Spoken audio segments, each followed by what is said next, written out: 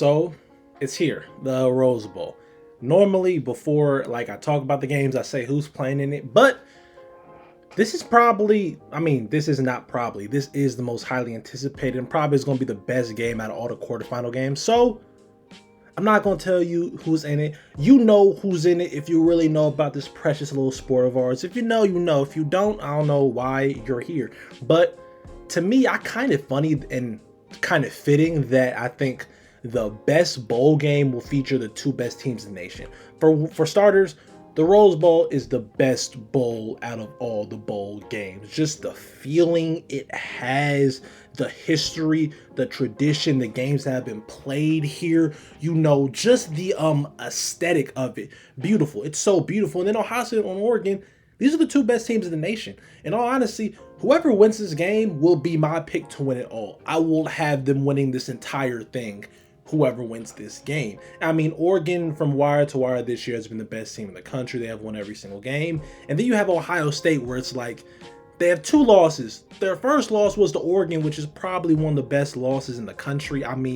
You lose against what is now the number one team in the nation on the road, traveling cross country in a hostile environment, and you lose by only, I'm pretty sure, 2-3 points. And in your mind, there was a few questionable calls at the end that went in the opposing team's favor, which contributed to your losing. Of course, Oregon can make that same, case for them, as they had an interception early on that should have been called an interception, but I'm pretty sure it was ruled either a catch or incompletion in favor of Ohio State. But still, Ohio State can feel in its mind that they were supposed to win that game. They probably should have. It was a great game, a true nip and tuck affair.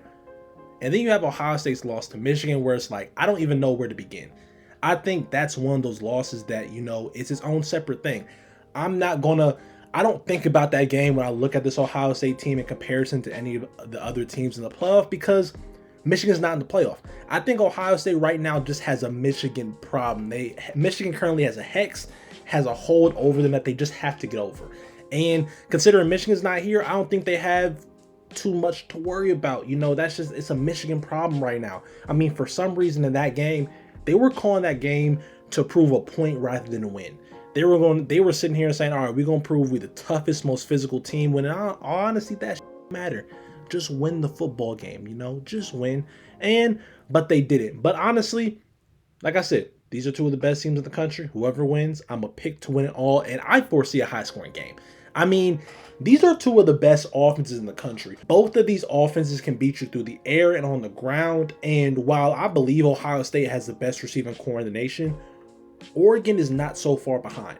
If you were to tell me that you think Oregon's receiving core is better, while I would disagree, I would understand your rationale. Having a top three of Tez Johnson, Evan Stewart, and Trayshawn Holden is really, really good, considering either one of those guys could be a number one on almost any other team in the country. And a lot of teams would love to have one of those players on their roster currently. In their first game, I remember Trayshawn Holden, he got ejected. It didn't matter. Evan Stewart had 7 catches for 120 yards.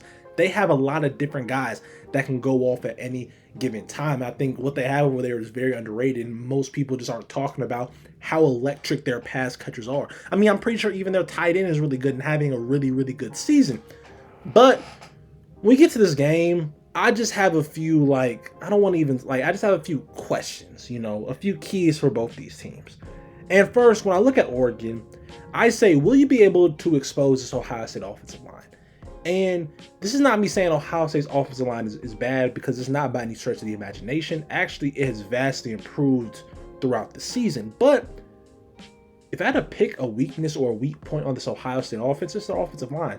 Mainly given they've been through so many injuries and they've been shifting so many people to new positions. It's like naturally, that's the place that you look to make your advantage felt if you're Oregon. And they currently have Donovan Jackson playing tackle, and Donovan Jackson is one of the best interior linemen in the country. But if you know anything about football, you play guard for a reason. If you were good enough to play tackle, you will be playing tackle in the first place. But he was playing guard, and now he's playing tackle, and it's just a completely different position. You don't have the same help. At guard, you have help on both sides of you. At tackle, you're on an island, man. It's just you and the defender. And if Oregon wants to win this game, like I think they may have a great chance of doing, this game is really a coin flip. Whoever you think I like, me personally, I don't think there's a wrong pick here. I just think it just goes to preference and what you think. But if Oregon wants to win this game like they really could, I think they're going to pick on him. I think they're going to pick on him and a few of the backups filling in at different positions. Because the one thing about when you move somebody from a position that was their strength to another position, it opens up another hole.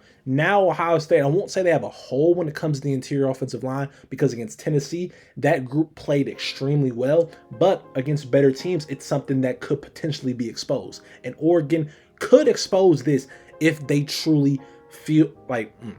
And Oregon could potentially expose us. And if they do, this could throw a wrench in Ohio State's entire game plan. You know, I mean, really, for any team, if you're able to get pressure, if you're able to pick on parts of their offensive line, it's going to throw a wrench in their entire game plan, you know?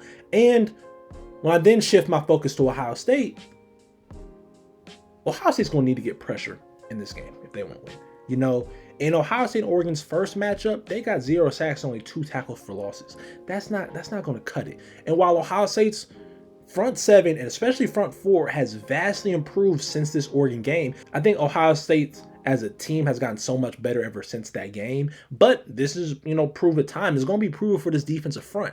I mean, they played very, very good against Tennessee. And while that was an impressive showing against a really good ball club, Oregon's much better. And you're going to have to get pressure, because if Dillon Gabriel has all day back there to throw, he will kill you. That's what happened in the first game. Y'all let him be comfortable back there and really just, he was able to do his taxes back there at times. And he picked y'all apart. He can do that. And I think this Ohio State defense, as constructed, is the best defense in the nation. But if you give a quarterback time, especially one of Dillon Gabriel's caliber with the weapons he has, he's going to be able to find holes, find people open, because you can't cover people forever. So if I'm JT, if I'm Jack Sawyer, if I'm anybody on this Ohio State, you know, in this Ohio State front 7, on this Ohio State D-line, you have to get at him. You have to get after him. And I'm not saying you have to get sacks, but you have to make him feel uncomfortable. You have to force him to get the ball out of his hand quick. Don't let him be back there forever. Because Dillon Gabriel is a very good quarterback. He's seen a lot of football. This is a veteran guy. While he's never played in a game as big as this one, he has still seen a lot of football, and I don't expect him to be scared, not prepared, or any of that. He's going to be ready to go, and you have to come prepared to get after him. You cannot let him just sit back there and do whatever he pleases if you want to win this football game. Then also for Ohio State cannot play this game conservatively, offensively. If they come out here and play this game like they did against Michigan, they're going to lose. If they come out here and play this game like they did against Tennessee, they have a very good chance to win. When they open up this offense, attack downfield, attack every space of this field with this elite receiving core, and then run the ball with maybe one of the best back duos in the country in Travion Henderson and Quinshon Judkins, they're hard to beat. And Will Howard is a very good conductor of this entire offense when it's ran properly, when it's ran as it should be, which is an offense that attacks you at every phase, that runs the ball here and there, and also gets Will Howard to use his legs at times. If Ohio State does this, not too many people can. That's just the truth. We saw in that Tennessee game, when they want to run these things, when they want to run this offense how it should be ran, it's very extremely hard to stop. So if Ohio State does this, I really like their chances in this game. Now, when it comes down to my prediction, like I said before, this was one that I went back and forth on a lot. I kind of foresaw this matchup coming ever since the first time Ohio State and Oregon played, because originally they were supposed to play in the conference championship game. But I knew even if it didn't happen there, if Ohio State wanted to win it all, this matchup will come again. And if you asked me before this Tennessee game who I would have picked, I would have picked Oregon. But ever since that Tennessee game, I'm leaning towards Ohio State, mainly because Ohio State kind of proved in that game that they're one of the more they are maybe the most talented team in football. They are maybe the most talented team in college football. And when they want to do it, it is extremely hard to stop. And me personally, I believe this game comes down to which one of these defenses will be able to get a stop, because both these offenses are so potent. And when I look at these defenses, Ohio State's is much better than Oregon. And if I had to pick one to get a stop, it's going to be Ohio State's. Ohio State has proven it to me. When they need to get a stop, they can get a stop. Oregon's defense, while they have proven me that, I've seen the weaknesses. Penn State was able to do whatever they wanted against them for a majority of that game, whether that was throwing the ball or running the ball. And honestly, they weren't even able to run the ball like they wanted to, because considering they got down by so many points early, but still, even with that, they were almost able to rush for almost 300 yards, if I'm not mistaken.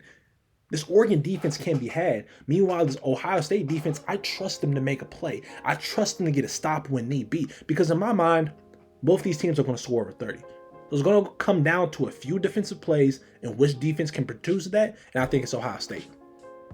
I think it's Ohio State. I trust his defense far more than I trust Oregon's, if we're just being real. And that's why I'm leaning heavily towards Ohio State. And it's not just because I'm an Ohio State fan. I'm very objective with my fandom. That's one thing you got to know about me. I look at things honestly. And like I said, if it wasn't for that Tennessee game, if I wasn't able to finally see all the stuff that I thought this team could do really happen, I wouldn't have picked them. But I've seen it. I know it's possible, and I know these guys are going to be ready and highly motivated. This is their revenge game. This is the start of their revenge tour. I mean, with Ohio State, all the past few years have been revenge tours, but none of them have really been completed. I think this is like your, I'm not gonna say it's going to be your best chance, but it's one of your better chances. Given I think this team is extremely talented.